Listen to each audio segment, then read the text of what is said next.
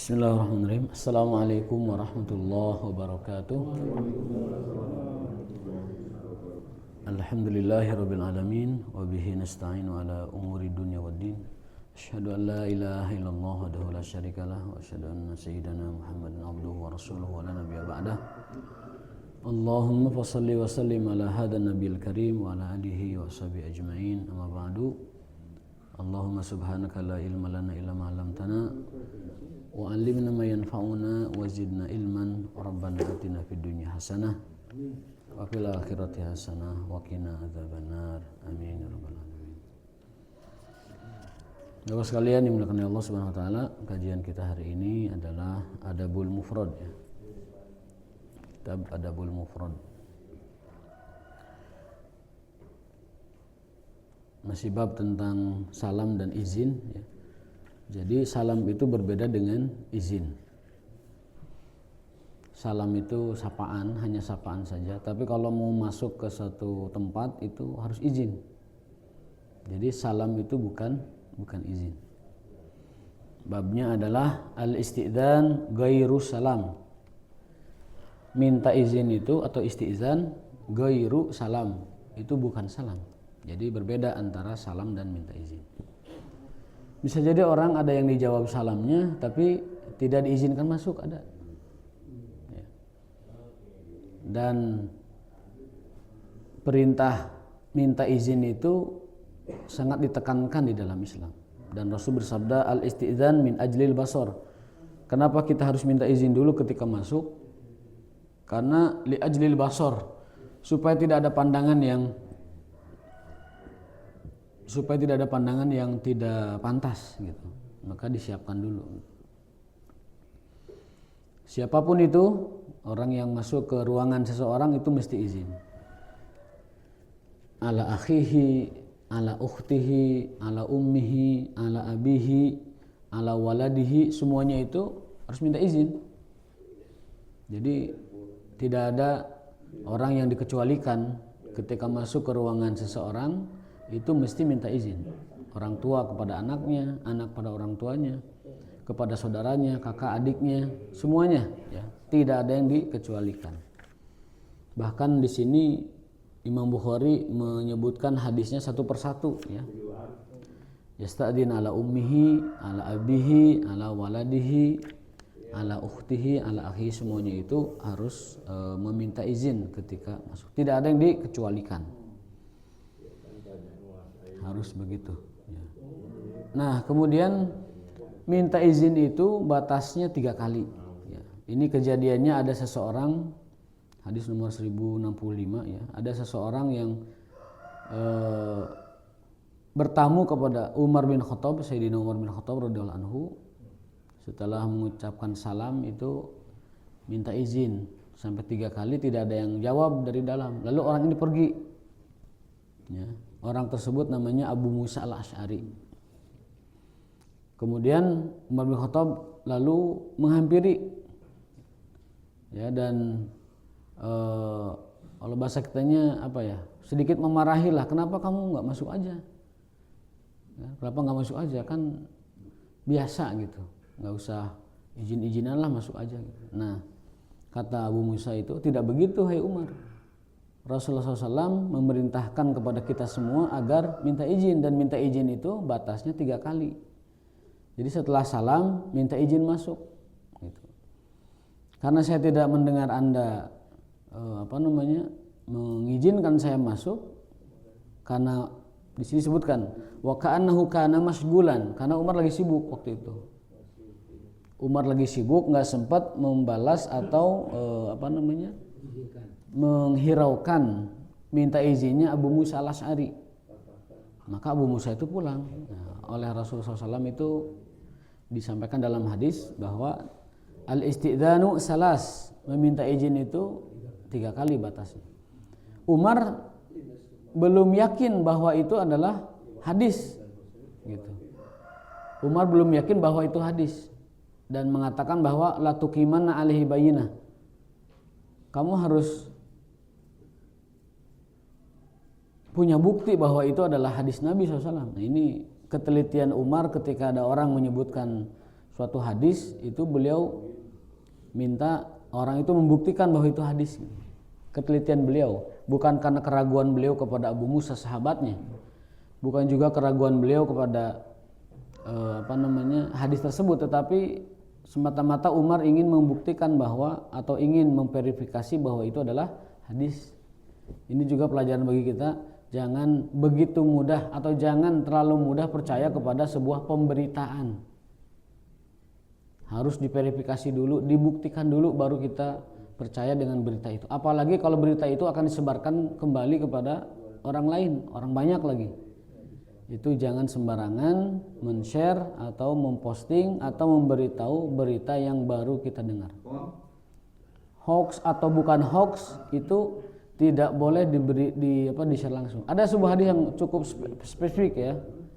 Rasulullah SAW bersabda, "Kafa bil mar'i kadziban." Cukuplah seorang itu disebut pendusta ayyuballighu kullama sami'a, ketika dia menyampaikan pada orang lain setiap apa yang dia ketahui atau yang dia dengar.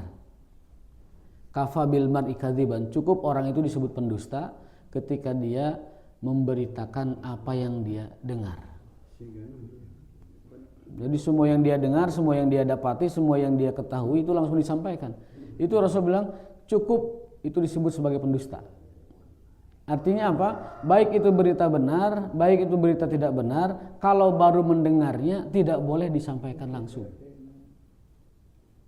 Mau hoax, mau bukan hoax, itu ketika awal kita mendengar atau baru kita mendengar atau mengetahui, itu tidak boleh langsung diberitakan kembali. An yuballigho, mentablig berita yang kullama sami'a, yang dia baru dengar. Itu Rasul sampai menyebutkan kafa bil mar'i kadziban. Cukup itu sebagai bukti bahwa dia adalah seorang pembohong, seorang pendusta. Wajib diverifikasi dulu, minimal mencari informasi di sumber lain, atau mungkin kalau sekarang lebih mudah cari di search engine-nya Google, itu bisa lebih matang informasi itu, akan ada banyak versi di situ. Soal politik banyak tuh. Atau kita juga bisa ada yang namanya dulu itu ada website khusus mendedikasikan untuk pemberitaan yang benar, yaitu Cek Fakta. Cekfakta.com. Masukkan dulu ke situ linknya, tek, nanti ada keluar itu berita ini hoax atau tidak. Karena kalau tidak, kita akan jadi pendusta semua. Kita akan jadi pendusta semua, sebagaimana sabda Nabi SAW. Kafa bil mar'i kadziban, cukup orang disebut pendusta ketika dia menyampaikan apa yang dia dengar. Apalagi beritanya tentang kehormatan seseorang, keluarga misalkan. Sekarang tuh kan berbagai berita itu nggak pugu, nggak jelas gitu. Ada orang menceritakan tentang perceraian si A dan si B, padahal nggak ada berita itu. Ada tentang pasyaknya si A si B, nggak ada padahal. Tentang informasi yang belum matang, baik itu tentang politik, baik tentang pribadi, baik tentang kehormatan seseorang, itu jangan sampai kita dengan mudah menyebarkan berita itu kembali. Bahkan kalau sampai kita langsung menyebarkan yang baru kita ketahui, itu Rasul menyebutnya cukup disebut pendusta. Andaikan berita itu benar sekalipun, kalau langsung kita beritakan itu nggak boleh. Andaikan benar, apalagi kalau tidak benar. Kalau tidak benar. Ya, jangan sembarang main share. Jadi jangan main share aja gitu. Pendusta. Verifikasi dulu. Dulu ada website khusus didedikasikan untuk informasi yang benar dari dulu tuh kalau nggak salah dari Tempo atau dari apa gitu ya. Itu mereka membangun satu website khusus, judulnya itu Cek Fakta. Masukkan linknya ke kolom, itu akan ada tingkat kebenaran berita tersebut. Umar radhiyallahu taala anhu saja mendengar hadis dari Abu Musa al-Asy'ari, sahabatnya dan sahabat Rasulullah. Kurang apa coba Abu Musa? Ketika menyampaikan bahwa wahai Umar, al-istizan salas, wahai Umar, izin itu 3 kali batasnya. Umar itu enggak langsung percaya.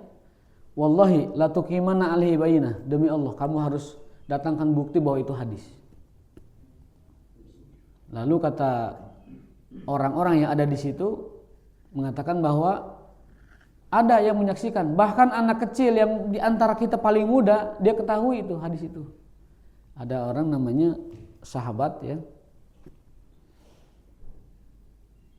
kalau tidak salah Sa'ad namanya, itu paling muda kala itu di antara yang hadir menyaksikan hadis itu.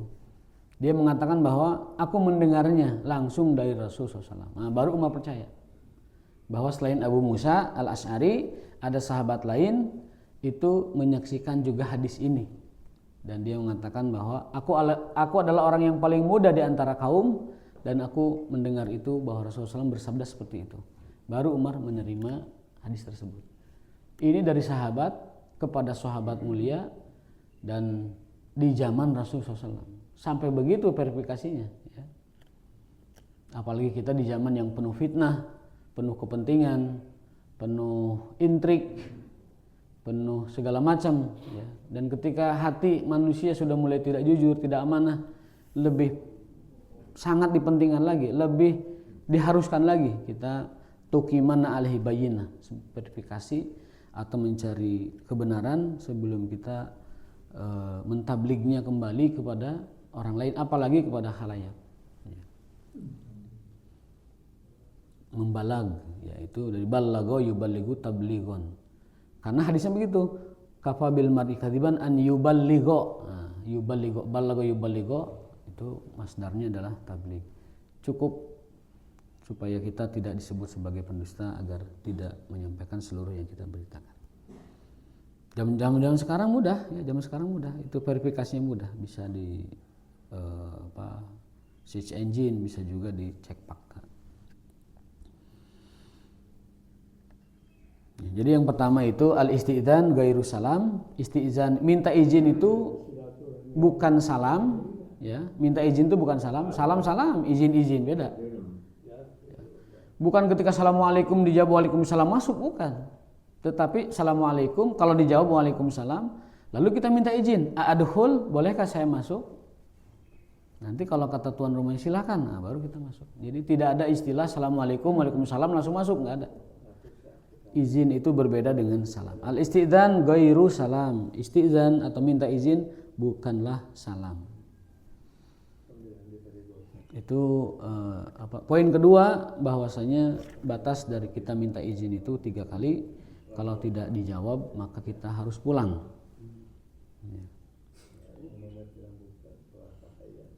Hadis ketiga, bab tentang idza nazara bi ghairi idnin tukfa'u ainuhu, bahwa orang yang ngintip boleh dicolok matanya. Ngintip bukan ngintip begini saja, bukan. Ngintip itu kita bertamu lalu kita gini, ini pintu nih, kita bertamu belum diizinkan masuk tapi mata kita sudah ke dalam, nggak boleh. Apalagi ngintip begini. Kata Nabi SAW dari Abu Hurairah radhiyallahu anhu, qala lawi tala'a rajulun fi baitika, kalau ada seseorang mengintip ke rumahmu, fakhadabtahu bihasatin, lalu kau lempar orang itu matanya kena sampai tercungkil, faqafa'ta ainahu sampai tercungkil, maka na alaika junahun, kamu tidak berdosa atas itu. Jadi kalau ada orang mengintip rumah orang, bahkan kamu lempar dia dengan batu, kemudian matanya itu rusak, kamu tidak kena pidana dalam Islam. Ya, makana alaika junahun, kamu tidak berdosa atas itu. Artinya tidak bisa pidana. Kenapa? Karena kehormatan seorang muslim lebih dari segala-galanya. Apa hak dia mengintip rumah orang? Ya, kita tidak boleh mengintip rumah orang, apapun yang terjadi di rumah itu. Bahkan ada laporan dulu di zaman Umar bin Khattab, ada rumah yang diindikasi minum-minum untuk khamr gitu. Dilaporkan ke Umar, ditolak sama Umar. Kamu tahu dari mana? Saya intip, nggak bisa. Kesaksian kamu ditolak. Karena haram seorang muslim mengintip rumah muslim yang lain. Dalam hadis sungguhnya orang Islam itu haramun, haram darahnya, hartanya dan kehormatannya. Rumah itu kehormatan. Rumah itu kehormatan. Hurmah, kehormatan. Jadi kata Rasulullah SAW, kalau seseorang mengintip rumahmu, lalu kau lempar dia dengan batu kena matanya, lalu matanya itu hilang, ya, hilang, kecolok atau hilang, itu tidak berdosa. Tapi lagi-lagi kita harus menyesuaikan dengan hukum yang berlaku di negara kita. Mengintip di hukum kita ada pidananya, ada, tapi ringan, perbuatan tidak menyenangkan, atau mungkin judulnya itu mengintip pekarangan orang lain atau rumah orang lain, tapi ringan pidananya. Jadi kalau pidana ringan kemudian diperlakukan dengan tadi dilempar matanya, itu mungkin kalau di kita akan bermasalah. Jadi cukup dibentak saja, ulah ngintip, atau tewak laporkan ke polisi kalau di kita. Jangan main lempar aja. Kalau di kita bisa takutnya bermasalah. Tapi dalam keterangan ini Rasulullah SAW bersabda, lawi tola'a, apabila seseorang rajulun fi baitika, melihat, mengintip rumahmu, ya, lalu kamu lempar matanya sehingga terluka, itu laisa alaika makana alaika junah, itu tidak ada dosa bagimu. Jadi sangat diharamkan ya mengintip rumah orang lain. Jangan, enggak boleh. Dalam hadis lain, kana Nabi SAW qa'iman yusalli fatala'a rajulun fi baitihi fa akhadha sahman min kinanatihi fasaddada nahwa ainaihi. Itu lihat ya, Rasulullah SAW pernah sholat, lagi sholat ada orang yang menengok ke arah rumahnya, mengintip isi rumah. Fatala'a, ngintip ke rumah Rasul, mungkin niatnya baik, orang itu pengen lihat Rasul gimana di rumah, kan begitu. Fa akhadha sahman min kinanatihi, Rasul langsung ambil panah, diarahkan ke dia, diancam gitu. Orang itu baru abret pergi. Diarahkan, nahwa itu diarahkan, belum dilesatkan itu anak panahnya. Itu hadis kedua. Tukang tagi itu Ya? Tukang tagi.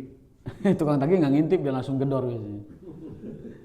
Jadi kalau ada orang ngintip rumah kita, jendela kaca kita ditoong, begitu, kamar kita ditoong, ini si bapak lagi ngapain ini? Tahu-tahu lagi sama istrinya, kan itu kehormatan kita. Ya. Maka bahkan Rasul ketika itu sedang sholat, ada orang ngintip rumahnya. Tidak diceritakan beliau membatalkan sholatnya atau menyelesaikan dulu sholatnya, langsung ambil panah dan diarahkan. Kabur orang itu. Jadi sangat suci sekali kehormatan seorang muslim. Kalau ngintip saja diancam begitu, apalagi menyebarkan aib kehormatan seorang muslim.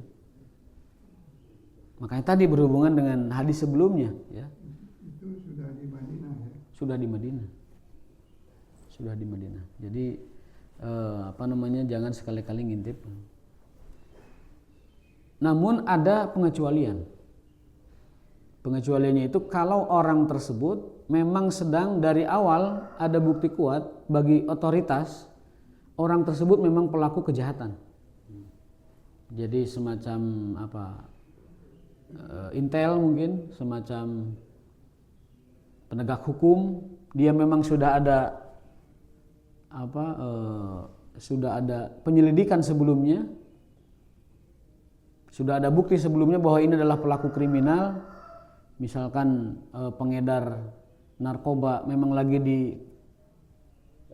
dicari, lagi diikuti, kemudian ada informasi bahwa dia bercokol di satu tempat atau pengganggu keamanan, bahkan itu lain cerita. Memang dia ditugaskan oleh otoritas untuk melakukan itu, beda itu. Memang sudah ada bukti sebelumnya, tapi tanpa bukti, tanpa apa-apa, tiba-tiba orang mencari informasi, betul nggak di dalam rumah itu ada yang mabuk, betul nggak di rumah itu ada yang zina, diintip, nggak boleh. Umar menolak laporan orang yang mengintip begini, karena itu kehormatan orang lain, tidak boleh. Jadi maksiat-maksiat yang terjadi di rumah-rumah itu bukan urusan pemerintah. Maksiat-maksiat yang terjadi di dalam rumah itu batas orang itu mencari tahu tentang maksiat yang terjadi di situ. Ya, kita makan enggak, kadang sengaja ngintip gitu. Sengaja ngintip, sengaja ingin tahu bahwa di rumah itu ada sesuatu. Nggak etis. Jadi penemuan tindak pidana karena prosedur yang salah itu tidak dibenarkan dalam syariat kita. Prosedurnya salah itu tidak dibenarkan. Seperti tadi dapat orang mabuk karena ngintip rumahnya itu dilarang. Dapat orang zina karena rumahnya diintip itu dilarang. Tidak boleh. Ya, tidak boleh. Apa poinnya? Poinnya adalah kehormatan orang Islam itu sangat dijunjung tinggi, tidak boleh dilanggar walaupun dengan cara diselidik atau dipantau rumahnya. Nah, zaman sekarang itu variasi ngintip itu Pak, ada yang pakai teleskop. Kayak keran yang canggih itu. Ada yang tadi ketika salam lalu gini. Ya. Orangnya belum mengizinkan, matanya sudah masuk. Matanya sudah masuk. Apalagi kalau fisiknya sudah masuk itu lebih dilarang. Kalau diizinkan, silahkan langsung aja masuk, ya lain lagi. Atau diundang misalkan. Di sini nanti ada bahwa undangan itu adalah izin masuk. Undangan itu izin masuk. Kalau kita diundang ke tempat seseorang, undangan tersebut adalah tiket masuk. Jadi boleh kalau itu. Ya, misalkan kita diundang hajatan, ya itu undangan itu izin masuknya. Gitu.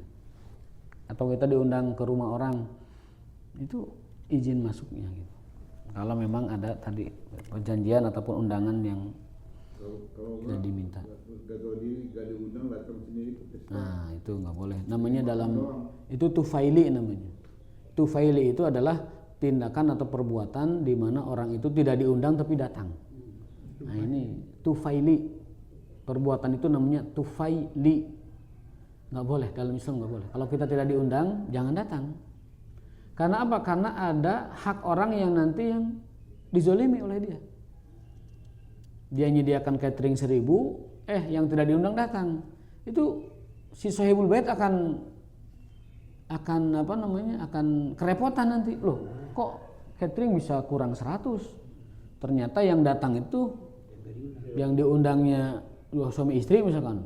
Lalu dia bawa seabring-abring. Segala dibawa.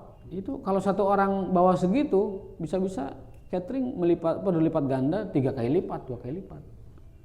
Nah, ini jadi tidak boleh seseorang itu datang di luar undangannya. Diundang 1 orang ya datang 1 orang, diundang 2 orang 2 orang. Kalau lebih ya kasih tahu, konfirmasi bahwa saya bawa orang gitu. Begitu. Dan zaman sekarang sudah canggih teknologi, jadi kita menyanggupi kedatangan itu plus dengan jumlah keluarga yang akan dibawa. Misal ngisi form kesediaan datang, itu diisi nama Nasrullah misalkan.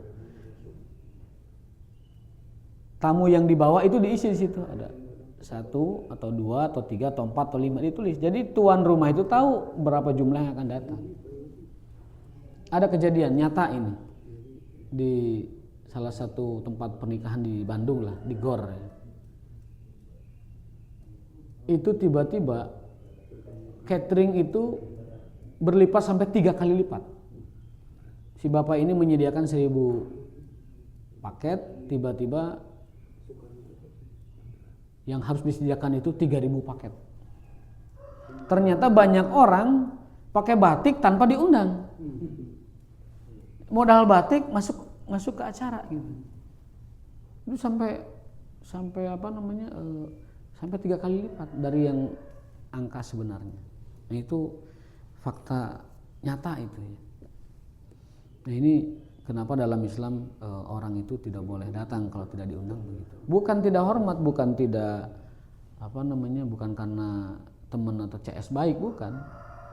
Ya judulnya tidak diundang aja, gitu. Tidak diundang aja. Bukan karena bisa jadi lupa, bisa. Itu kejadian tahun berapa? Tahun 2010. Oh banyak sekarang kayak gitu Banyak.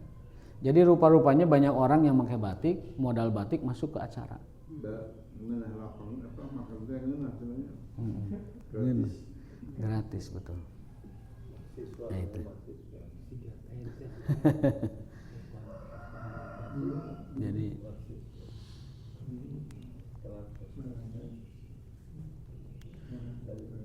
hadis keempat, al-istidzan min ajlil basar. Kita bereskan bab salam ya supaya pindah ke tema lain. Bahwa adanya syariat istizan atau minta izin itu tujuannya min ajli nazar atau basar, supaya pandangan ini terjaga. Qala Nabi sallallahu alaihi wasallam, innama ju'ilal idnu min ajlil basar.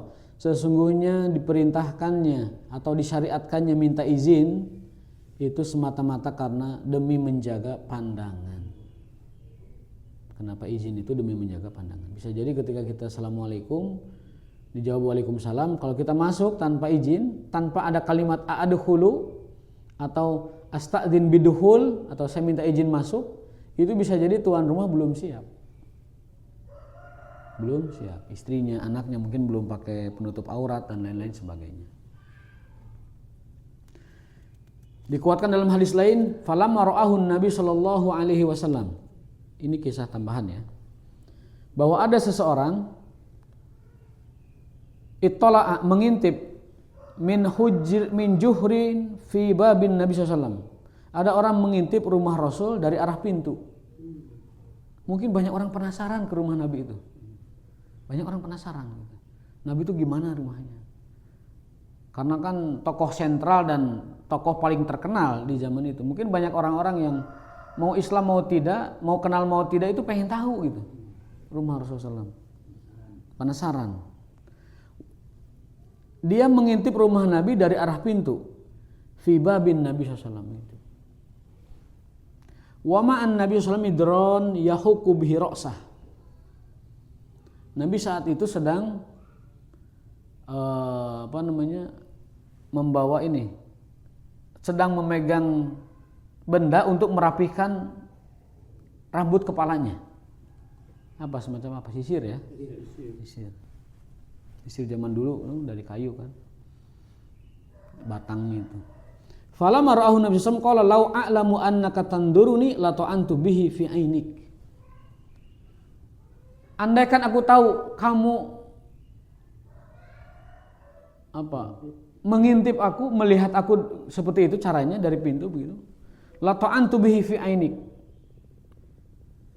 Akan aku tusuk matamu. Jadi Nabi keras sekali pada orang ngintip itu.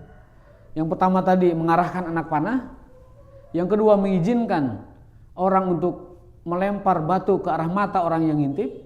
Yang ketiga ini, ketika beliau sisiran, ada orang melihat dari arah pintu. Nabi lagi sisiran.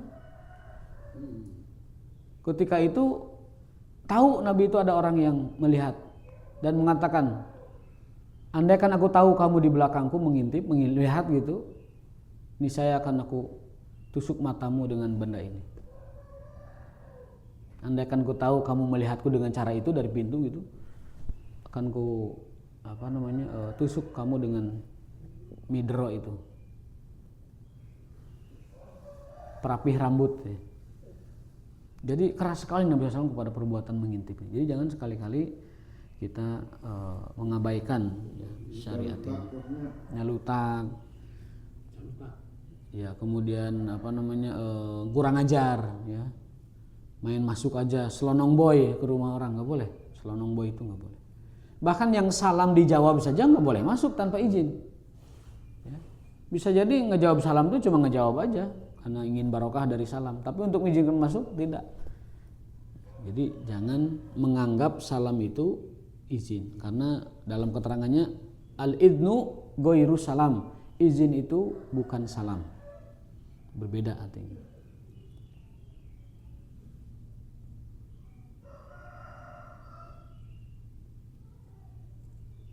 Ada kisah lain. An Anasin, dari Anas radhiyallahu anhu, sahabat Rasulullah SAW yang melayani beliau, pembantu Rasul selama 10 tahun itu Anas namanya. Anas bin Malik radhiyallahu anhu. Beliau menceritakan itala rajulun min khalalin fi hujratin Nabi sallallahu alaihi wasallam. Ada orang bahkan ini mah ngintip kamar Nabi. Kamar. Kalau tadi mah Rasul lagi sisiran, ada yang ngintip, ini mah kamar Nabi diintip. Banyak orang penasaran kali ya. Penasaran. Fasada dari Rasul SAW bimishkos. Lalu Rasul arahkan benda itu ke orang itu, mau dipukulkan, diarahkan aja. Fa akhraja rajul ra'sahu, akhirnya orang itu mengeluarkan kepalanya. Jadi kepalanya itu nolol ke kamar Nabi, ke jendela gitu. Melihat Nabi di kamar. Langsung Nabi ngambil benda mau dipukulkan. Orang itu nyabut lagi kepalanya gitu. Cabut lagi kepalanya. Jadi betapa keras sikap Nabi kepada para pengintip ini. Tapi ada 4 kisah ini kan. Ada 4 kisah orang yang coba-coba melihat isi rumah Nabi. Ada yang dari pintu, ada yang jendela kamar, ada yang dari arah Rasul lagi nyisiran. Kemudian ada juga orang yang tadi dikatakan kalau ada orang ngintip kamu lempar matanya itu kamu tidak berdosa gitu.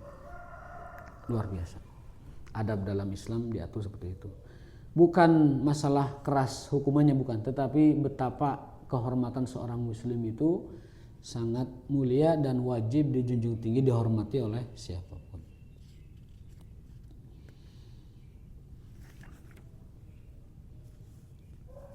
Nah, dalam bab salam juga ada cerita menarik. Ini cerita Sa'ad bin Ubadah. Ada Sa'ad bin Abi Waqqas, ada Sa'ad bin Ubadah. Itu ketika itu Rasulullah SAW bertamu ke rumahnya. Assalamualaikum. Waalaikumsalam. Enggak dijawab secara jahar, tapi sir jawabnya. Assalamualaikum. Dijawab dalam hati. Waalaikumsalam. Assalamualaikum. Waalaikumsalam. Assalamualaikum. Waalaikumsalam. Jadi orang ini tidak menjawab Nabi dengan suara keras, menjawabnya dengan suara lirih yang dia cuma dengar aja sendiri di rumahnya. Tidak bukain pintu dulu gitu. Faqala qadaina ma alaina. Kami sudah melakukan kewajiban bertamu yaitu salam. Summa raja'a fa adrakahu Sa'dun. Lalu Rasul pergi karena tidak ada yang jawab, pergi Rasulullah SAW berpaling begitu. Fa adrakahu Sa'ad. Lalu Sa'ad membuka pintunya. Faqala ya Rasulullah, walladzi ba'asaka bil haqq ma sallamta min marratin ila wa ana asma. Ya Rasulullah, punten setiap kali Anda mengucapkan salam, saya menjawabnya. Wa aruddu alaika, dan saya membalas salam Anda. Walakin ahbabtu an tuksira minas salam alayya wa ala ahli baiti. Tapi aku senang mendengar ucapan doa salam darimu, supaya itu menjadi keberkahan buatku dan buat ahli baiti, keluargaku. Jadi Rasul bertamu, salam sampai 3 kali, dibalas dari dalam tapi tidak dikeraskan, supaya Nabi 3 kali nyebutnya gitu. Assalamualaikum Sa'ad. Waalaikumsalam. Assalamualaikum. Waalaikumsalam. Assalamualaikum. Rasul pergi, roja'a, pergi pulang. Fa'adrakahu. Sa'ad menyusul, buka pintu menyusul. Ya Rasulullah, hapunten bisa. Sanes abdi alim, buka pintu atau menjawab salam. Saya jawab salamnya. Aruddu alaika, saya jawab salam Anda. Tetapi saya ingin engkau mengucapkan salamnya itu 3 kali, supaya aku dan keluargaku dapat berkah dari salammu itu dan dapat doa dari salam engkau, kan doa Nabi itu sangat mustajab. Jadi sampai begitu. Jadi boleh menunda menjawab salam supaya orangnya itu 3 kali mengucapkan, karena batasnya 3 kali. Nggak ada di kita ya. Di kita nggak ada. Di kita mah nggak ada. Assalamualaikum. Bodoh. Iya, di kita ada hampir hilang budaya salam itu ya. Faqala Abu Musa, wallahi in kuntu laminan ala hadis Rasulullah, faqala ajal walakin ahbabtu an astathbita. Ya, kata Abu Musa, ya, aku ini orang yang paling menjaga hadis itu dari sumbernya, yaitu Rasulullah SAW. Lalu kata orang yang bertanya itu, enggak, aku cuma ingin memastikan aja bahwa berita kamu itu valid gitu, bukan meragukan kesikohan atau kepercayaanmu, bukan, tetapi aku hanya ingin mencari lebih kuat saja bahwa apa yang kau sampaikan itu benar adanya. Ternyata Abu Musa yang tadi di kisah pertama itu menyampaikan bab tentang izin dan salam itu dikuatkan oleh sahabat-sahabat lain. Itu ada Sa'ad ya, dan lain sebagainya. Maka itu hadisnya jadi semakin kuat bahwa itu adalah dari Rasul sallallahu alaihi wasallam. Itu beberapa keterangan terkait dengan salam. Mangga kalau ada yang ditanyakan silakan.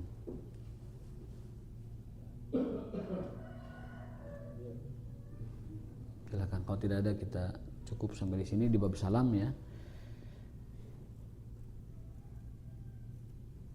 Babnya banyak salam ini karena saking pentingnya. Oh iya, mungkin tambahan.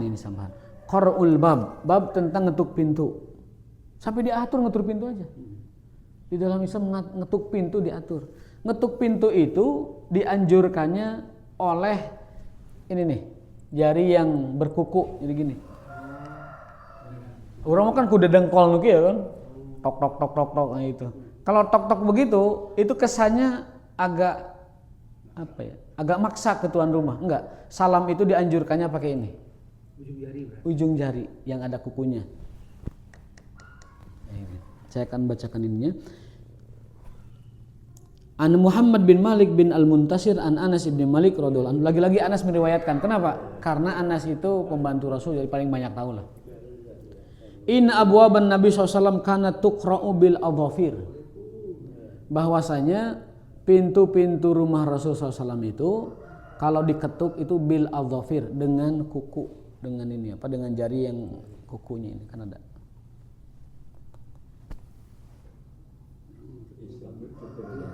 Bayangkan ngetuk pintu aja diatur, Pak. Ngetuk pintu diatur, apalagi kalau ngetuk perasaan orang. Diatur. Lu kan kudu dengkol tangan supaya tarik tok tok tok enggak. Itu tidak dianjurkan. Kesannya itu seperti orang gedor pintu kalau pakai ini nih. Jadi ini tidak dianjurkan. Yang benar itu begini. Supaya lebih lembut kalau pakai ini. Enggak, dok. Itu dianjurkannya begitu.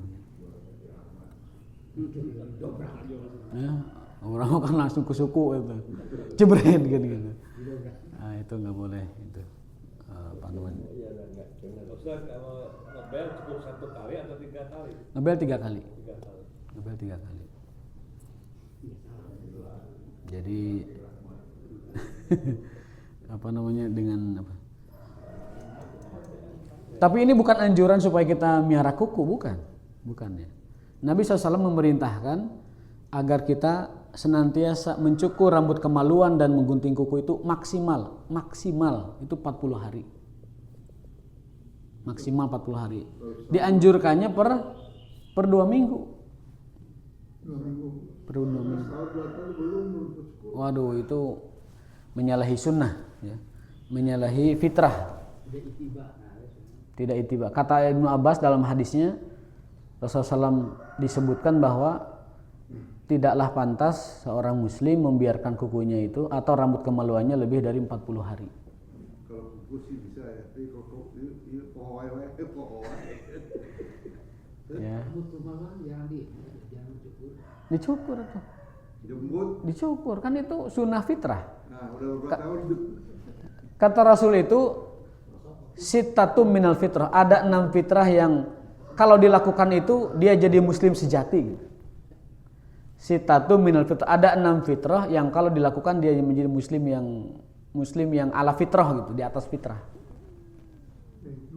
Yang pertama adalah natful ibti. Yang pertama adalah qalmul adhafir, menggunting kuku tadi. Yang kedua adalah memotong atau menggunting, mencukur rambut kemaluan. Yang ketiga natful ibti, mencabut bulu ketek. Mencabut. Kalau cukur mah nanti dadas ki. Mencabut. Yang keempat asiwak, bersiwak. Yang kelima i'faul liha, merawat janggut kalau ada. Kalau berpotensi tumbuh itu dirawat. Dirawat itu bukan dipanjangkan, beda antara memanjangkan dengan merawat. Memanjangkan mah panjang kemana-mana, pabelit jadi. Tapi dirawat itu disisiran, disampo, dibersihkan. Ya. Yang keenam terakhir itu adalah natfu au qat'us syarib, memotong kumis. Tapi tidak dikurut, nggak boleh dikurut, dirapihkan. Kalau dikurut itu kata Imam Malik itu bid'ah. Dikurut sampai bodas itu bid'ah. Biarkan dia tipis. Jadi akarnya itu masih ada gitu. Karena ada asar juga, ada asar ini menguatkan hadis tadi. Umar bin Khattab itu kalau lagi mikir itu sambil megang-megang kumisnya gitu. Nah, gitu. Berarti ada kumisnya kalau gini-gini kan? Tipis. Ya kayak saya ini lah tipis. Ini kurang tinggi. Sama kumisnya. Ya bagi yang nggak betah. Jadi terlalu panjang itu tidak dianjurkan, dikurut habis juga tidak dianjurkan. Jadi tipis aja, sekedar ada gitu, sekedar ada supaya menunjukkan bahwa dia itu laki-laki. Gitu. Kalau sekarang tuh kan kadang dua-duanya tuh ekstrem, yang satu dikurut habis bodas sampai kumis teh bodas gitu, saking beaknya. Gitu. Padahal itu sunnahnya tarku manabiti sya'ri, biarkan itu manabitnya itu masih ada gitu, biarkan. Jadi dijembrongkan juga tidak sunnah, dikurut habis juga tidak sunnah. Jadi biarkan dia. Nah itu pada dia itu segitu pas itu. Pas. Ini ada ini. Ya Adam Enggak, biar istri juga terkesan di rumah kalau ada kumisnya itu. Waduh, babah ini berkumis ini. Mantap gagah gitu. Nah jadi 6. Oh kalau Adam tuh kelebihan itu sampai nutupan mulut itu. Jadi mulutnya leungit gitu kan. Itu juga itu tidak nyunah kalau itu. Ya, jadi sedang saja. Nah itu 6 fitrah ya, 6 fitrah. Kembali ke tema awal bahwa mengetuk pintu itu dengan jari kuku begini. Bukan dengan ketokan gini. Itu tidak disunahkan. Baik, itu beberapa adab di dalam salam dan di dalam minta izin. Ya mudah-mudahan itu menjadi panduan kita sehari-hari. Karena itu adalah adab yang Rasulullah SAW ajarkan kepada kita melalui hadis-hadis sahih beliau dalam kitab Adabul Mufrad Bukhari. Aku qouli hadza wa astaghfirullah li wa lakum. Besok tazkiyatun nufus. Hadanallahu yakum ajma'in. Subhanakallahumma wa bihamdika asyhadu an la ilaha illa anta astaghfiruka wa atubu ilaik. Assalamualaikum warahmatullahi wabarakatuh.